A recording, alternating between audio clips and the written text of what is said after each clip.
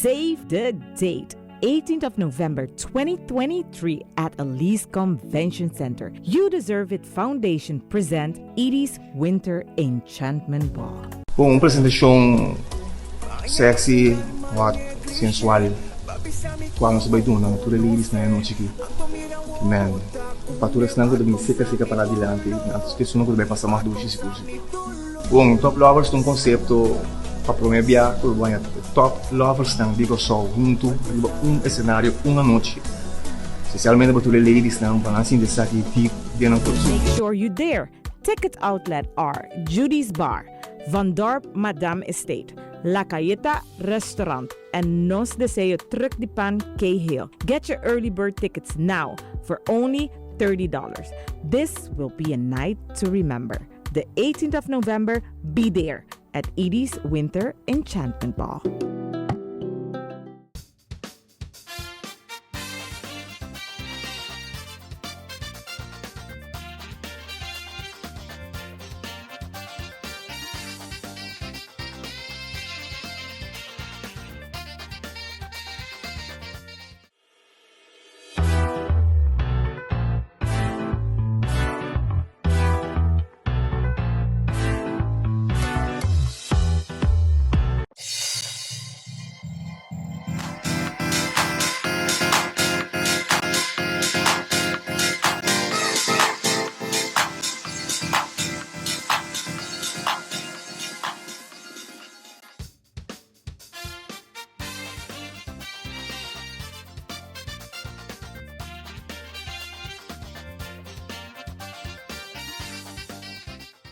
At SXM, we're taking travel and tourism to new heights. Here we boast spacious check-in areas, 10 passport control points, comfortable departure lounges, and an exciting new airport mall. Finally, there's an airport in the Caribbean that takes your travel plans as seriously as you do. Princess Juliana International Airport. The experience will move you.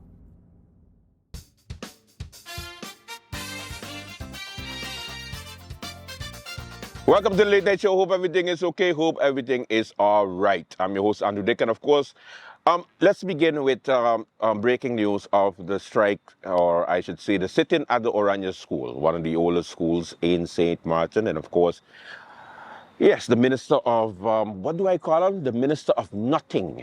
Absolutely zero, zip, null, comma null is now states what? Null. And I could tell you that the Minister was able to go and listen to the good people of the school, and then he say, I got plenty to catch, but on Thursday we're gonna talk. We're gonna talk on Thursday, but stay strong. Stay strong, keep the faith, keep the kids outside, don't leave mosquitoes bite them. But I'm gonna deal with all you because I planned this thing already, so you know, I can't cancel it because, you know, going off island is more important than your own portfolio. How is it that these parliamentarians haven't fired this Minister of Nothing up to this day, or call him in and tell this man that he is absolutely no good? You think Olivier is no good? Get yourself a Samuel, man. Listen, let me tell you something.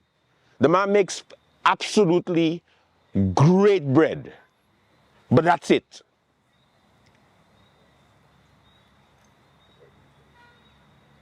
Martin Luther King School, almost, we finished the roof, gotta come from the sky, from the aliens, but we need to get the schematics first, and then we gotta see if we could fit it underneath the school, and we gonna make a tunnel, but we going to get funding, but we get the funding, but Martin Luther King School gonna be finished soon. You hear what I just say? No, right? Prince William Alexander School, you know, they had a Russia, you know, in Russia and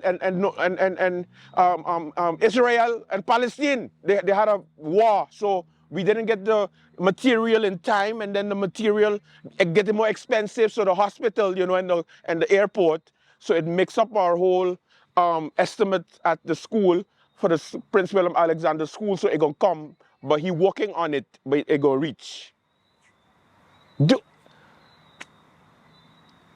Today, I get the honor of having the president of the Women Island Teachers Union, Stuart Johnson, on. And hopefully he will be able to tell me and make sense of this craziness called the sit-in at one of the older schools. And teachers just remembers these sucker, no good, wonderful politicians they have here when election time come now. Because when they come and listen, let me do it properly now. Let me turn around and come back. Education is our future. Education is important. The youth is important, and we're going to put lights for all the parks, and we're going to make a cricket field, and we're going to make a dancing stadium and a theater stadium, and we're going to make a golf resort, and we're going to make a racetrack, and we're going to make a rugby team. Sports, I care. Education, don't worry. We're going to fix every school. All the public schools, we're going to fix them in one time, in 1 month. Like, open your eyes. I am so upset at this situation, how the minister handled it, and the man had to go off island while there is a sit-in, aka strike. What? I find Stuart nice, because I know if Elsie were there, she would have made sure sleep there with the teachers. Everybody would have come there with a sleeping bag and sleep there at the school until Thursday when he come back. Stuart too nice. Anyway, we'll hear from him. Another thing that I need to address is the wonderful people with this minimum wage bullshit, because for some reason, only now you notice how much minimum wage is. First of all, do not compare the best islands with St. Martin. You hear what I say? The best islands, and for those who don't know what the best island is, Bonaire, St. Eustatius, and Saba. They are a gemeente. They are part of the Netherlands. It's like having, Amsterdam, Groningen, like having a city in the Netherlands, but it's in the Dutch Caribbean. That's what they chose. Or someone chose it for them, that's a different show. But anyway, it's still completely different to the constitutional makeup of St. Martin. St. Martin in 2007, 6, 5, I can't remember, decided in a referendum that we wanted to be big boys and big girls and have ministers and be prime ministers and have a parliament and make our own decisions and leave Curaçao out of our business and forget about Curaçao, and we want to be independent. This is what independent looks like. 2010 to 2013, we're 13 years old, we just reached a teenager. We just come from Orania School. So, again, do not compare the best islands with St. Martin. Also, Curaçao, $50-something difference. Okay. Cost of living up there? Same thing, but it's just in guilders. So when it comes to the minimum wage of St. Martin, let's just remember one thing. One, it's been there forever. Politicians has come and gone and get locked up by promising you that they're going to put it to $1,000, $2,000, $5,000, $6,000, but don't tell you how. And then when they do increase, because you think somebody from Johnny Come Lately could come now and just raise it up without having a feasibility study done, without just saying, you think you could just tell the employers tomorrow, okay, from now on, minimum wage is $2,000. You think minimum wage, look it up, Google it, find out what minimum wage means. It doesn't mean that everybody in St. Martin gets minimum wage. It means that it's a what? Oh, yes, kids, minimum wage. So take it easy and don't get caught up in the hype of somebody promising you, or anybody, any party, any candidate promising you gold at the end of the rainbow. It depends what kind of rainbow. But anyway, at the end of the day, you just can't do it just so, because people will lose their jobs. You think these employers going to play with you? They're going to, one, get rid of most of their employees, and then two, jack up the prices in everybody magazina. Everybody. Because they're going to say minimum wage high, what you want me to do? Cost increase, what you want me to do? So take it easy. All right. Also, Theo Heiliger. Let me put it in perspective because a bunch of people, it went over their head when the prosecutor made the announcement. So let me explain. So Theo Heiliger, remember the case that he had a couple of years ago, finally came to an agreement with the prosecutor office. And that is, in layman terms, this is how as simple as I can put it. The prosecutor accused him of taking bribes up to $4 million. Theo, in turn, says, okay, you accuse me of taking $4 million, $4 million, I'll give you $5 million. The prosecutor like, oh yeah, okay, yes, deal. Hey, problem, what? Okay, yes, taken here, meneer. And of course, yeah, he signed.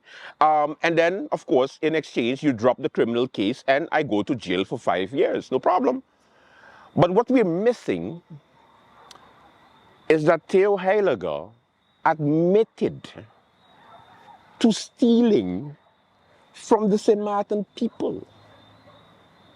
What we're missing is that this is now on record that he accepted bribes from a certain amount of time and now he is going to go and sit in jail for it. Now, whether he's going to actually go to jail, point blank full. We know this, so he might get an ankle bracelet. Thank you, Anna. But at the end of the day, he's going to be a convicted politician. Wait until 2028, and then run again and go like, Theo's back. We're going to save the country. So I hope I explained it well, because a bunch of people are like, but what is this thing with Theo? What's going on? I can't understand what he paying off the prosecutors. No. He was accused of $4 million. He paying $5 million, and he decided to go to jail for everything that they accuse him of. Done. Case finished. That's it. Or more cases coming.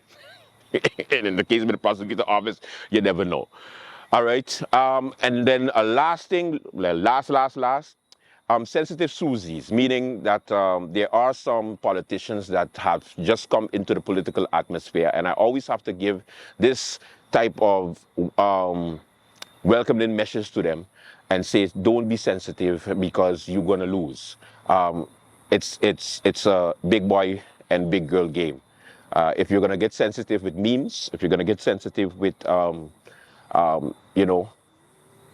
with criticism, then elections is not for you, because you will be criticized the entire time while you're in office, whether you're in opposition, whether you're in government, or you just a candidate speaking your mind. So toughen up, broaden your back, and just get the Vaseline ready. Welcome to the Late Night Show. All right, when we come back, we have Stuart Johnson. Yeah, it's going to be a good one.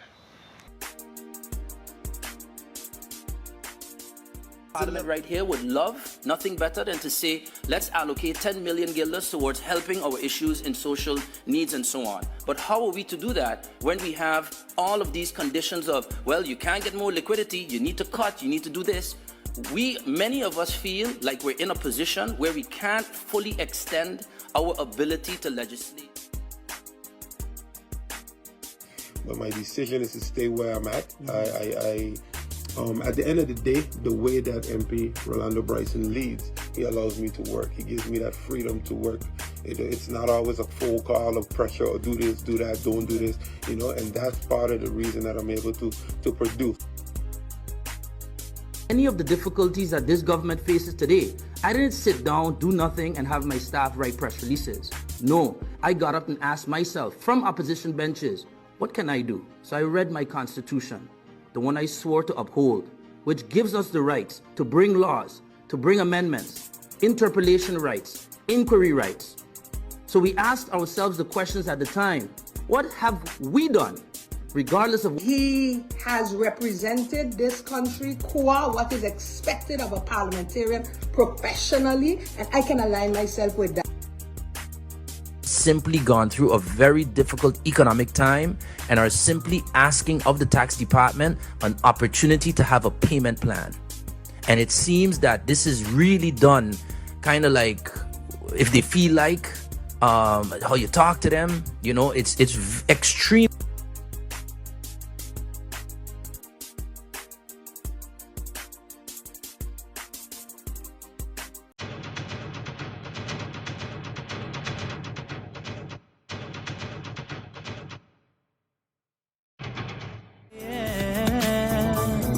St. Martin, we probably go far, and we know, search for a sign of a change. A Chino, you know it got days when you feel like a zero. I woke up this morning, but feel like Mark Mingo. Tomorrow be a better day. Respect is the key, education gon' matter, so don't you try to run away. St. Martin, the place where the food is good, the people is good, the music is good. We living like we on a road. They're trying to take us down, but I'm thinking could they really though? Misunderstood. Oh Lord, help us protect ourselves, help us look in ourselves. We're searching for what they call the fire that's in ourselves. I just want to see the best for my motherland. I just want the whole world here to understand that we came from the bottom of the sewer, now we heading way up, high up unto Wonderland. Opportunity is yours, so make it happen. Take an action, change. Some of them even say it's the guns on one coco, so they won't let me play, and they blaming polio. Do they think they could fool?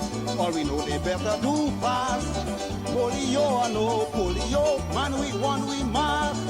Mama when they hear, they go get the carnival. Oh, all masqueraders on here. Well, they didn't care if it was official, but they start turning peace on the street. And they start to jump around, and they start to tumble down, and they fall down on the ground. If you see how they did, but what was so comical in the midst of Bacchanal? Rain comes and wash out Martin Bay. Do they think they could fool? All we know they better do fast. Polio or no polio, man we won, we mark. Mama when they hear, they go get the carnival. Oh, all masquerade.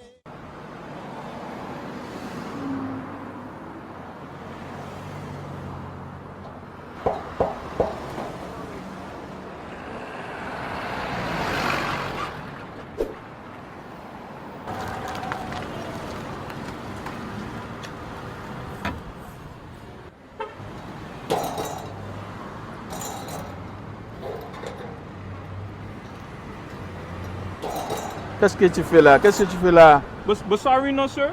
They got this game tonight and I can't miss it. Me and my boy, we gotta watch the game, you know. So I bringing this in. You check? Alright, let me watch your leg go. Watch your leg. Sir, sorry. Why so difficult? Look, I'm watching TV here on my phone with the Tell TV Plus app. You really gotta upgrade.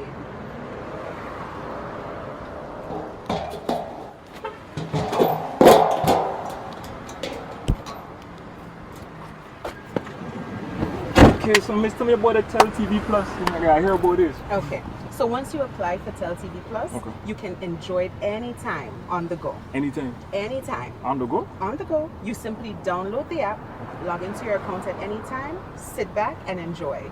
You will never have to miss your match. Yo, bus driver, take me back to tell him now, please.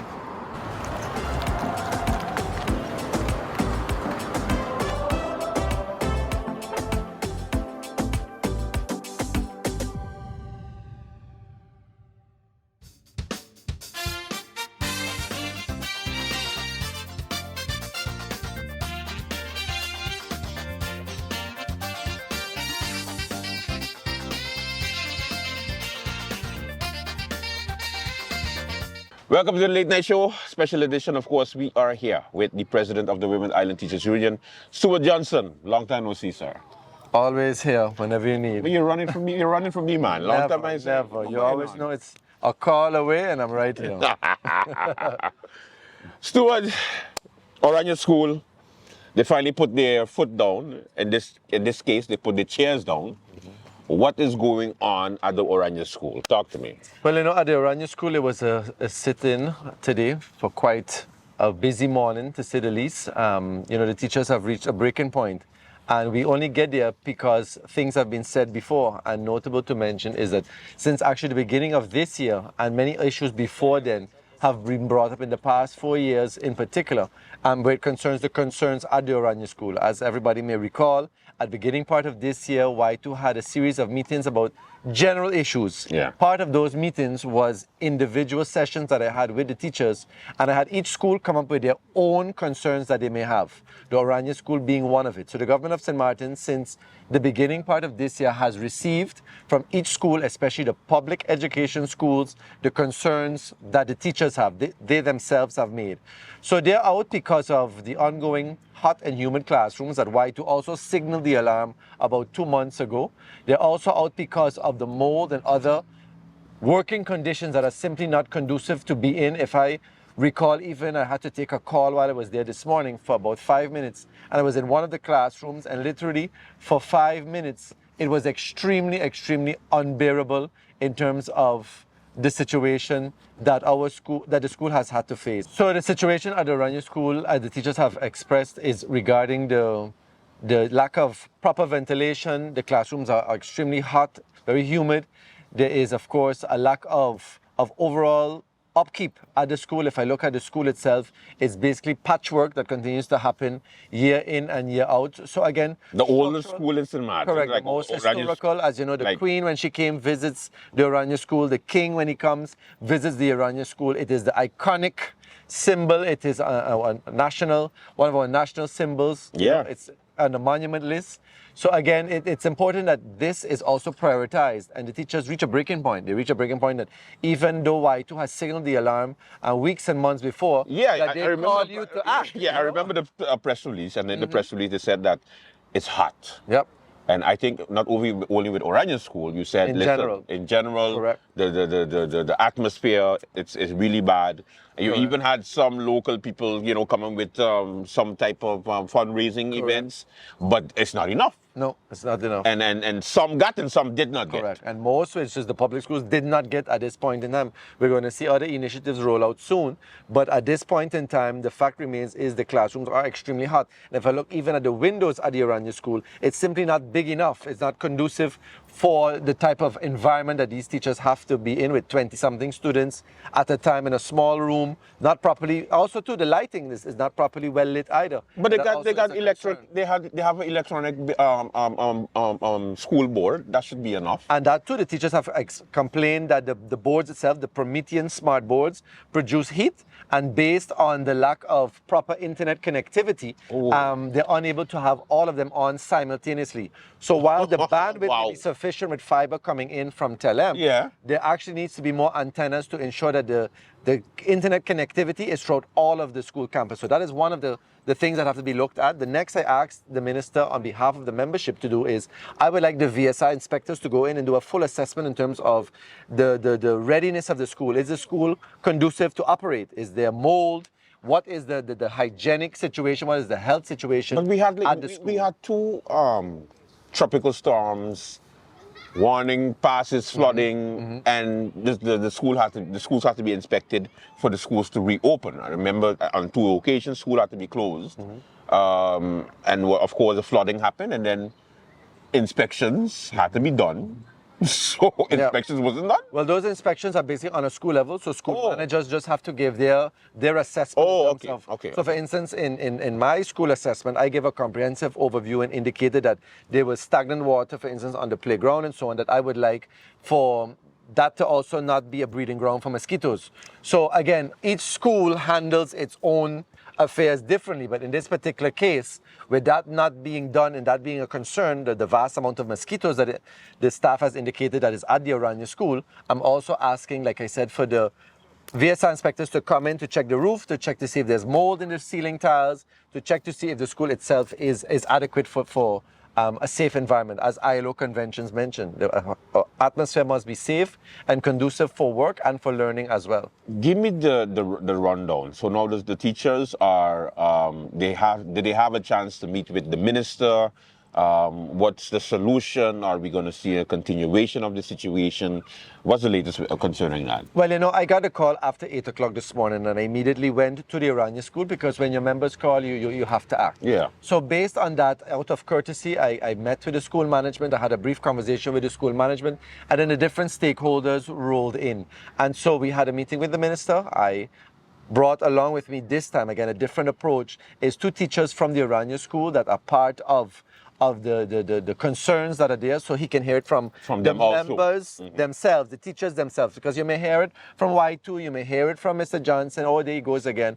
But when you hear it from the core, and that's why in my remarks, when I was allowed to give my remarks before the teachers, I said to the minister and I said to the gathering, it's important that the human aspect is considered. We must make work a safe place, but a positive place where persons are free to come in and be that dynamic teacher. But if you're coming to school with the environment looking like that, and then you enter your classroom, it's even worse. How are you going to get full productivity out of these persons? So again, the concern has been the human factor.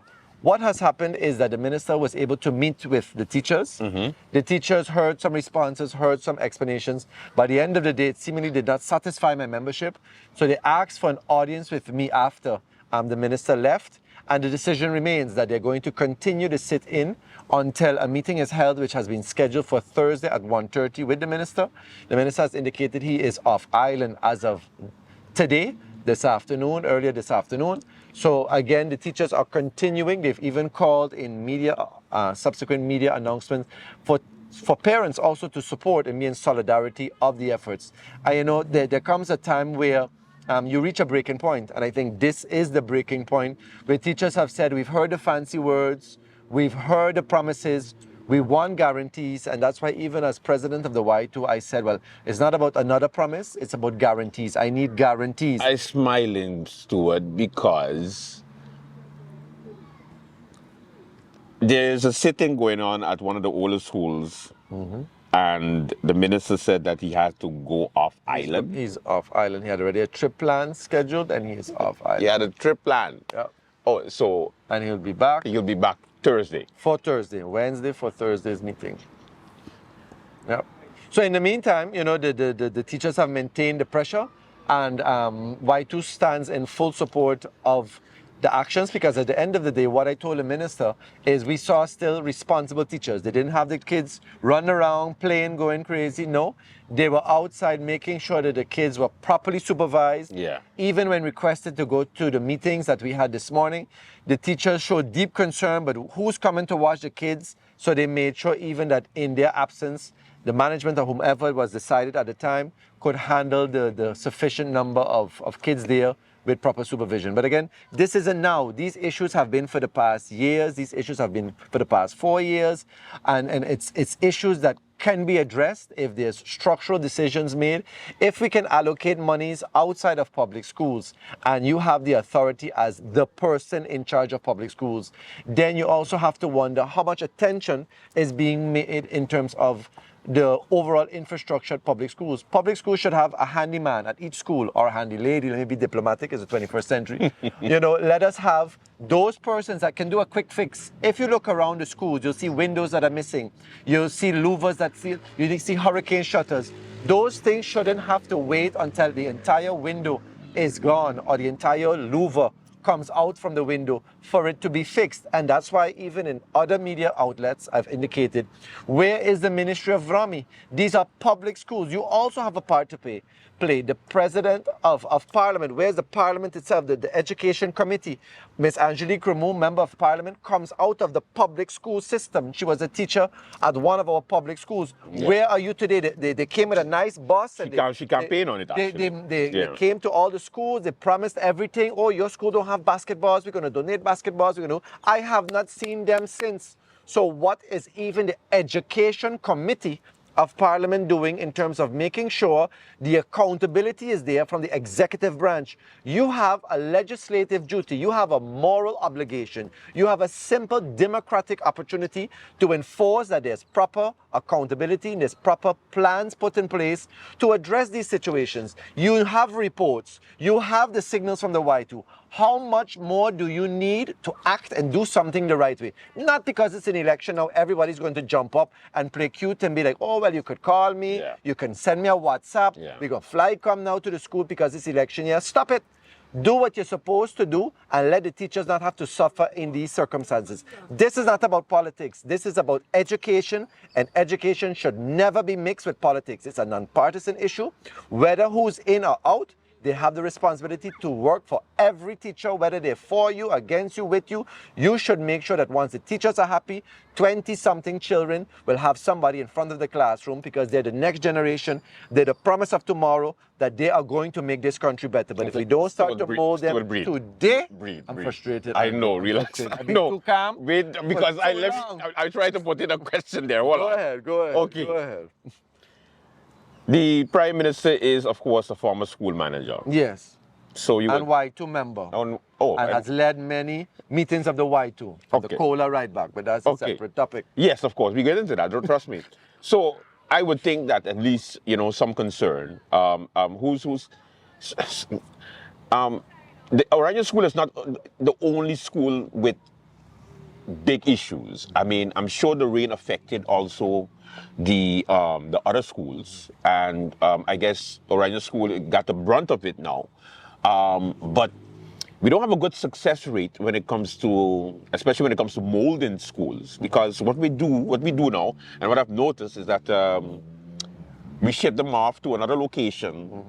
We overcrowd the school with, hey, listen, okay, put teachers over there, or you handle it, the students mix, whatever the situation may be. And then it goes on somewhat of a go slow, the project, on whether it's finances, whether it's art, images or what have to be made, or construction starts and it doesn't continue. Like Twas up in anyway. Yes, Princess William Alexander. Separate show all by itself. Okay. So, and then now, of course, there is money again for the school that was already paid for. In the same congested St. Peter's South Reward School District, that we could probably reorganize and reshuffle things to take out that congestion from already a traffic nightmare in the morning. So is it, where's the plan? I mean, I'm sure that the Y2 have been sounding the alarm for years when it comes to getting education on the right path. And I'm sure last year, I think when we did an interview, you was very critical on the minister, Minister Samuel, on the way that he's handling the teachers, especially with the payment of the summer thing. School. Yeah, the summer school that had to happen. And then, of course, now promising blackboards, but forgetting the roofs, forgetting, you know, like you mentioned, the bandwidth, you have the boards up, you know, the USB, to make sure that there's backup and there's no fluctuation in surge protection. So where's the responsibility is my question. Where's the urgency? Well, you know, I think it does back to a vision. There must be a vision. Where are we going to in terms of education? What do we want? And I think, again, we need to make sure our students become global citizens. We're not preparing them only for the labor market on St. Martin. We're preparing them to take on leading roles in IT. We're preparing them to take on leading roles in our frontline workers, in healthcare, in our police corps. We have to make sure that our students represent the needs of our country. And at this junction, we need to have a full overhaul and assessment of our education system. Is FBE truly working? And has there been an assessment of the FBE curriculum? No, there has not been at this point an assessment in terms of if it's working or not. So at the end of the day, what you have is decisions are being made in silos. Persons are making decisions. You see, well, one minister is going to give a breakfast program. The minister didn't know about it. And then there's who comes in the middle? That's not for me. That's not my discussion. Work it out on the fourth floor in the calm. If one minister didn't tell the next minister, that's for up there. But at the end of the day, I will do what is necessary for the school, what is important for the kids, whatever initiative somebody comes with. If Peter or Mary comes with an initiative and it's to benefit the children, it has my full support. So at the end of the day, where we are in education is that it needs an assessment. It needs to make sure that the human factor is considered. It needs to make sure that the remuneration packages, the salaries, the vacation allowance, the vacation days, all of those are considered. And if you're moving an exam, that you communicate with stakeholders. If you're making a vacation schedule, you consult with stakeholders. You make sure everybody is around the table. And just to dovetail on the vacation schedule, I have been promised a meeting in August to go over the vacation schedules for the coming years, and even this year in particular. And we're still waiting on that. So tomorrow, if something happens, Persons will say, but oh, there goes Y2 Yeah. and Mr. Johnson. It's the again. election time. But at Yeah. the end of the day, when do you consider that enough is enough? Yeah. And at the end of the day, you give tangible suggestions. I said, for instance, with the vacation schedules, Andrew, let's put all stakeholders around the table. Let's put the SCDF around the table with the carnival schedule. Let's see how it plays out with the school schedule. Let's put the Y2. Let's put the high schools with their different exams that they have. Let's put the different school managements around the table, the school boards, so that everybody can contribute to make sure that the vacation schedule Corresponds. reflect the reality of what teachers and those in the education field need.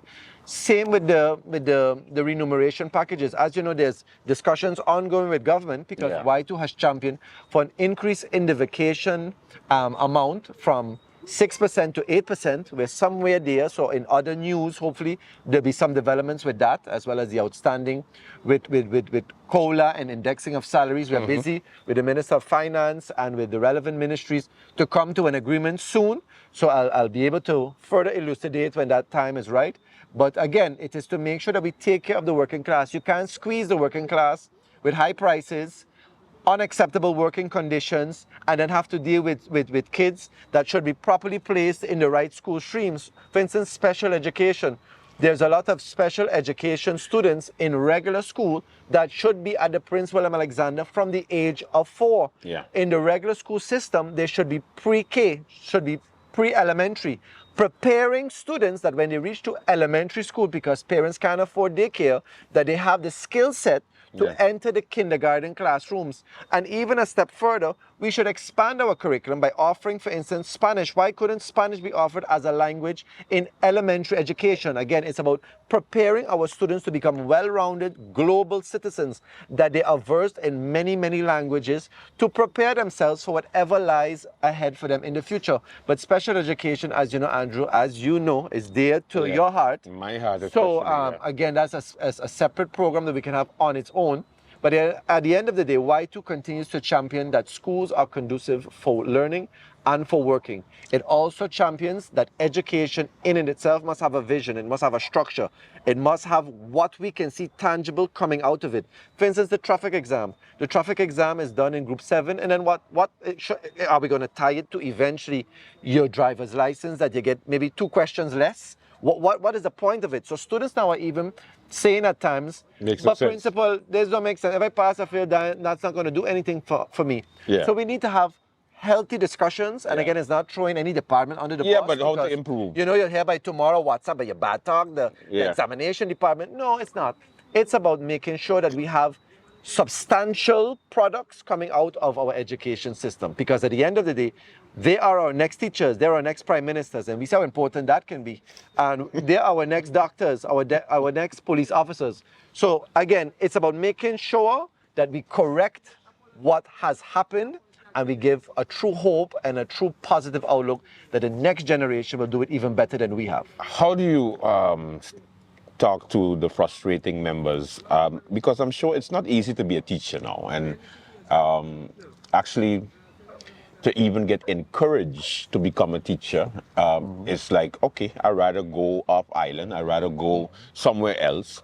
And then you have also a situation whereby teachers who are willing to come to St. Martin have issues with the permits. Correct. I have several, and there's classrooms that need teachers up to today. So, you see? So either we're going to incentivize getting teachers from within our country, or if you're going to bring in teachers, that you make sure there's a track to make sure that they get in with the right permits, they are able to readjust and relocate properly. At the end of the day, you know, if I reflect back when I was a teacher, I made about 2,700 guilders. If you pay rent, if you go by the supermarket, if you put gas in your car, you don't even have a loan and you don't have no kids up to now, you would not make it probably past a third of the month. No. So again, when we look at teacher salaries, persons mustn't think that, yes, 4 years after college, teachers get this astronomical amount. They really do it for the love. And imagine at the end of the day, that same minuscule salary that teachers receive compared to other situations, they still dig in their pocket to give that hungry child a sandwich, to make sure there's posters in the classroom, materials, to make sure there's glue, to make sure there's ink. Those things continue to be a reality. And when you see teachers now going on social media, every school year reaching out and breaking that mold because they're speaking out more. Social media has allowed people to be more expressive. Yeah. It shows that these have been underlying issues that have been going on for quite some time. Been festering. That schools need to be properly funded and properly supported, and it takes a village, it takes a community to also now support where there's some deficiencies within the government apparatus. And like you mentioned, one would have hoped where there's a teacher as a former teacher as our Prime Minister, where there's a teacher as our Minister of Education, where there is family members of other ministers in the coalition, that education would have been priority number one. And I do not have that assurance that it has been anywhere in the top 10. And I think that also that the Y2 has also changed its style from its former president to now, with just not sit in and waiting for the government to come up with something, but also giving concrete proposals to the government and say, listen, A, B, C, D, E, F, G, or if you got something else, come with it. Look at exactly the salary scales. You know, we propose an increase of the salary scale. So instead of looking at moving persons to the next salary scale, so let's say if you're in scale 10 to move to 11, I said, no, let's look at a downward movement. So where the scale stop at 20, at step 20, you then could go down to 25, 30. And that allows then for more mobility, more initiative, more motivation within the teaching corps to continue working. Because once you reach step 20, your salary is frozen for the next 10, 15 years. Are you going to continue to be a productive member of staff? No, you're going to be like, I custom to make this, man. If the principal write me up, it's okay. This is going to be it for now. But if you incentivize that, it makes it important then to continue pushing that I can get a higher increase in salary up to other steps. So like you said, that is the new approach with Y2. And we get to these points, we get to these moments, especially at the Oranje School, after having gone through the process. And warning process even. And I tell my members, I said, as a teachers union, we have to do it right. We have to make sure we document. We have to give ample opportunity. And when it reached the breaking point. So they don't go like, I'm so surprised. Where does this come from? Steward, what happening? It has been. But you want him. Correct. It has been duly noted. Same like the Oranje School's parking situation now that GB has included in their parking lot. Don't get me started with that. You know, if something happens to a staff member or a student, are we then going to say, but how come the buses are boarding on that cross street? How come they have to cross 2 streets to get to there? And then when I mention these things or people are in conversation with you, they're like, yeah, but I didn't know, but what street you're talking about? I mean, let's get real, government officials. Let's get real. Oranje School. It is the longest, most historical, culturally based and we complain every time. Every time there's school time, and we sit in that line, and we driving, and we seeing those 2 school buses or 3 school buses back to back in front of GEBE. We go like, this is horrible. And get God. But that's it. This is horrible. A child steps out. And something happens. We don't want. So then what are we going to do then? Then we're going to say, oh, sorry, we're going to fix it now. We're going to get traffic police. We're going to do all sorts of fanfare. Don't wait until then. No. We are signaling the alarm. As you mentioned, Y2 has a different strategy. We are doing things proactively. We are giving you solutions. But if you don't put us at the table where our members... Then they give you no other choice. Correct. Yeah. It goes without saying. All right. What do you tell all the teachers over there, everyone, all teachers from all schools, all your members at this particular time in this juncture? Because I'm sure they're frustrated. And I'm sure that after Oranje School being the first one, I'm sure more would want to follow. There are others, you know, Andrew, over the course of time, and I can come on this interview and be very honest to say that even at the PSVE Academy, there was a change management that happened there. Y2 was instrumental in changing the principal of that school. It didn't really go into the media about it, but in the last year and a half, the members of Academy PSVE was very adamant about the situation at the Academy school, and the management changed there. So there's been many successes even behind the scenes that do not become on the national forefront. But in particular, I encourage all teachers to remain steadfast, to hold faith that this is our noble profession. We do it because we want to do it, because there is a need to do it. But at the end of the day, be rest assured that Y2 will continue to be your champion. We're going to make sure and be your voice for the voiceless. And for those that have the voice, we're going to amplify that voice even more.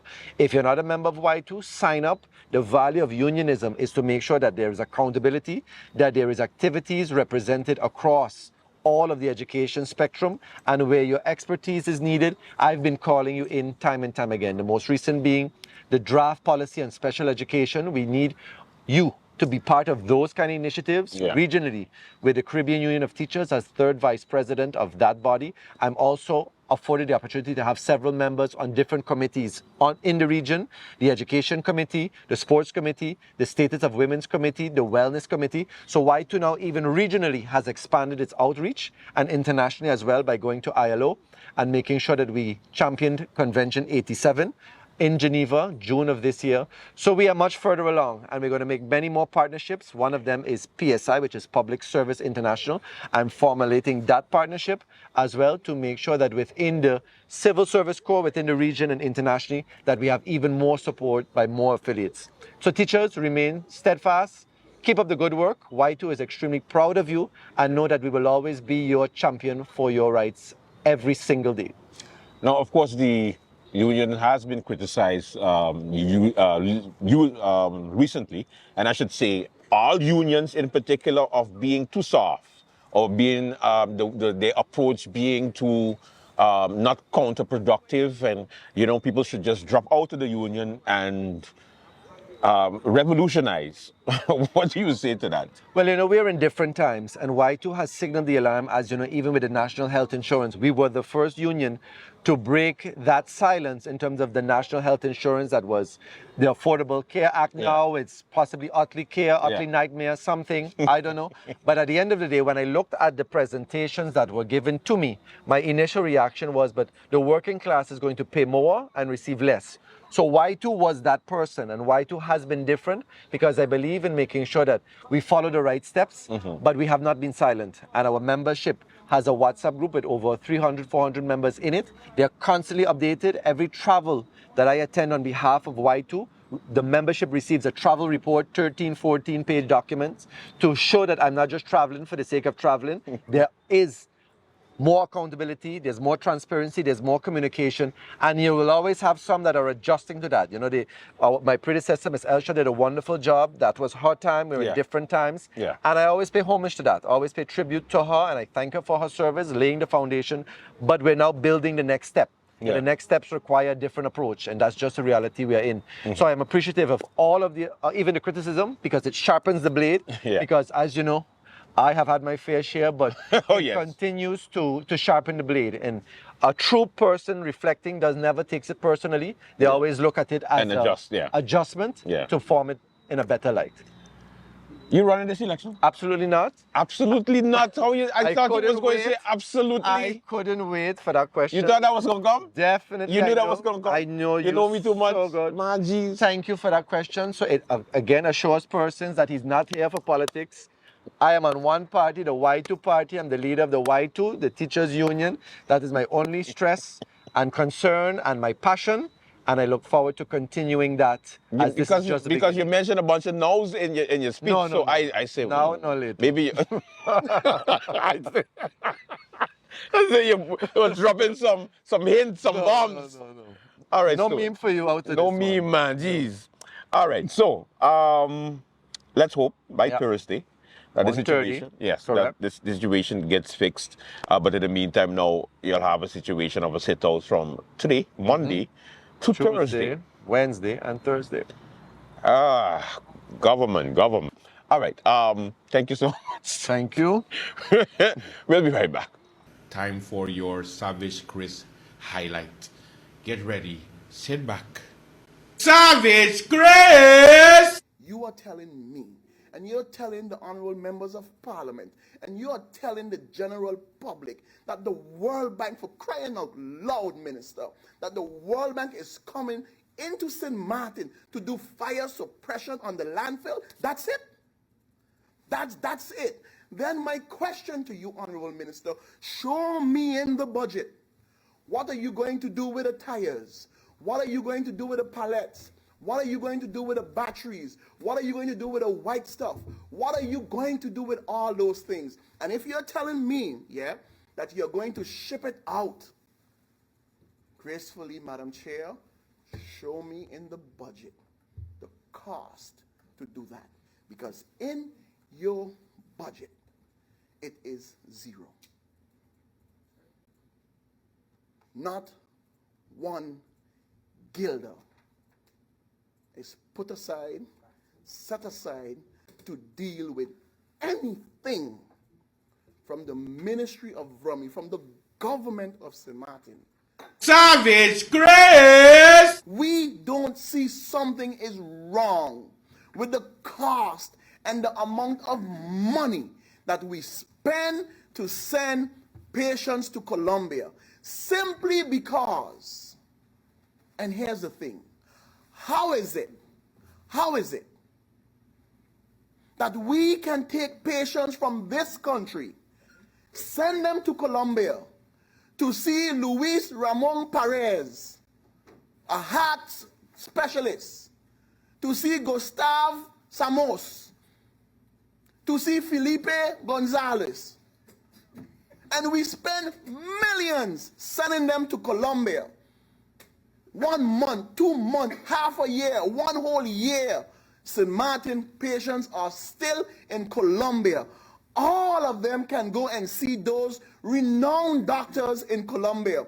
But St. Martin cannot bring Ramon Samon Gonzalez to St. Martin. How?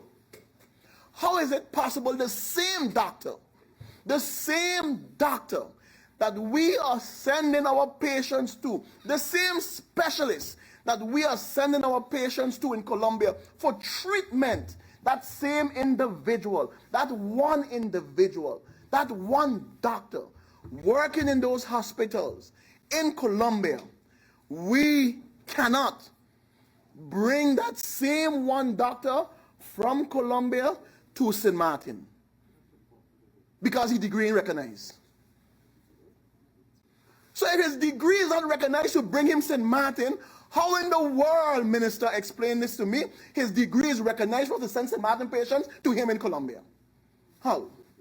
Savage Grace! Madam Chair, gracefully, I don't want to get in the discussion with who's benefiting. I don't want to do it. But you know, sometimes because this is a double budget, you just have one good angel on one side and the bad angel on the other side. Well, the bad one on the other side is poking me right now with a trident and saying, say it, talk it, say the truth, talk the word. But no, I'm going to listen to the good one today. Savage Grace! To the Honorable Minister of Theatre, let me get it out now. Leave Carnival alone. Leave the boys and them alone. I am not a Carnival person, Honorable Minister, Honorable Chair. But this Carnival was the best ever. From people that I have spoken to, from family that came and bunked by me, it was the best Carnival that they have had ever. Don't listen to my colleague Chacho. Leave Alston alone. Leave Granger alone. Leave them alone. It was the best Carnival St. Martin have seen ever. That's all I want to say to you. Savage Grace! But I want to know, the St. Martin representative for Barron Point, the young lady who was a fixture in your office, not in the ministry, in your office. You traveled with her, you had dinner with her, you went all over with her. She was a prominent fixture. She was the St. Martin representative for Barron Point in your office. Then the question is, how they get the bid? How they won that bid?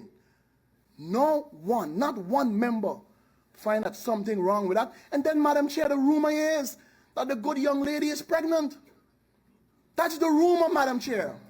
MP Emmanuel, now I need to ask you to leave the persons and personalities okay, we can do that out, please. And, you know, just don't let it become insulting to anyone, because then I will have to ask you. My apologies, Madam Chair, and I can change the tone of that. Thank you, MP. Okay? Honorable Minister, where's the person today representing Barron Point? Where? I can understand the concern, and I know exactly why the Honorable Chair has asked me not to go down the road where I want to go. And I would not do it out of respect. I would not do it. Savage Grace! So tonight here, I'm not going to call the Prime Minister a liar. I'm not going to say it. I'm simply going to say inconsistencies. Inconsistencies. Madam Chair, I don't want to say what Murray would say. Well, that is I'll say. That was inconsistent. That, Madam Chair.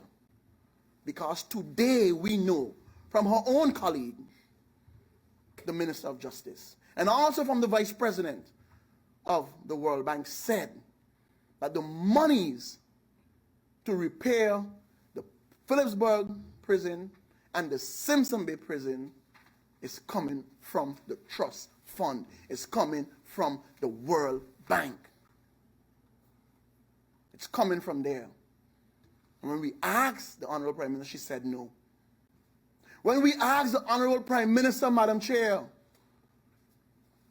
the assessment that is being done by the adjusters concerning the library, give us a figure. How much is it? What is being done? My colleague made mention. The Prime Minister said she don't know. She herself is waiting for an answer. We are going to know on this certain date, and when she knows, we will know. We're still waiting. But the next day, the Honorable Minister of Education came into Parliament, and we asked him the same question. And he said, 550,000, and it could go up to 783,600, but please note... Wycliffe, did you really say that?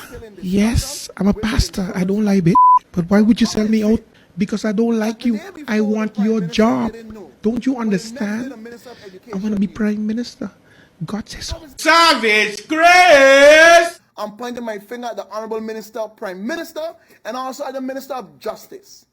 Madam Chair, today from April 16th, I believe, or even earlier, there are 3 Colombians that are in holding cells here in St. Martin. Cubans. 3. That tried to commit suicide in our prisons. It was a bloodbath in the prison. They wrote Viva la Cuba in blood on the walls in the prisons. They are locked up. You know why they are locked up, Madam Chair? They were working in St. Martin, working. And when they asked for their pay, the good gentleman, whoever he is, I know he be, called immigration for them, and they are locked up. My question now, honorable ministers, gracefully, Madam Chair, what would have happened if they had died in prison? What would have happened if they had died in prison? And up to this present day, Honorable Chair Lady, you hear not one word in terms of the health concern from the Minister of Health. You heard not one word in terms of the international community and the human rights of these prisoners from the Prime Minister. Up to this present day, you hear nothing about the conditions of the one lady and the 2 gentlemen in the prison of these Cubans from the Minister of Justice. Not one word. But we are holding them because they are illegal in the country. But crying out loud, Madam Chair, every Colombian walking on St. Martin is illegal in this country, but yet they are free. Venezuelans. But yet they are free. Every Venezuelans. But yet they are free to walk about in this country because of whatever amnesty there is based on their current situation. 1 minute, oh my goodness. But they are free. Now, what did it have to do with the 2019 budget? Absolutely nothing. That is it for the Late Night Show. Thank you so much for watching. Thank you to Stuart Johnson for coming, of course. Until tomorrow, have a good one. Bye-bye.